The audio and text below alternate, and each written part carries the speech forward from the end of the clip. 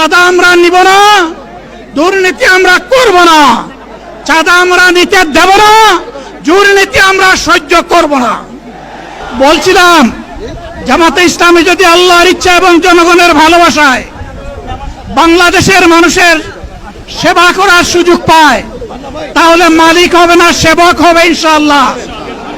আজ আমি ঘোষণা দিচ্ছি, লক্ষ জনতাকে সাথে নিয়ে বাংলাদেশ জামাতে ইসলামী থেকে যারা আগামীতে সংসদ সদস্য হিসাবে নির্বাচিত হবেন, যদি আল্লাহর ইচ্ছায় জনগণের ভালোবাসায় বাংলাদেশ জামাতে ইসলামী থেকে সংসদ সদস্যরা নির্বাচিত হয়ে সরকার গঠন করেন, তাহলে কোনো এমপি, কোনো মন্ত্রী আগামীতে সরকার কিন্তু প্লট গ্রহণ করবে না। কোনো এমপি এবং কোনো মন্ত্রী ট্যাক্সবিহীন কোনো গাড়ি চড়বে না। কোনো এমপি এবং কোনো মন্ত্রী তার নিজের হাতে কোনো টাকা চালাচালি করবে না।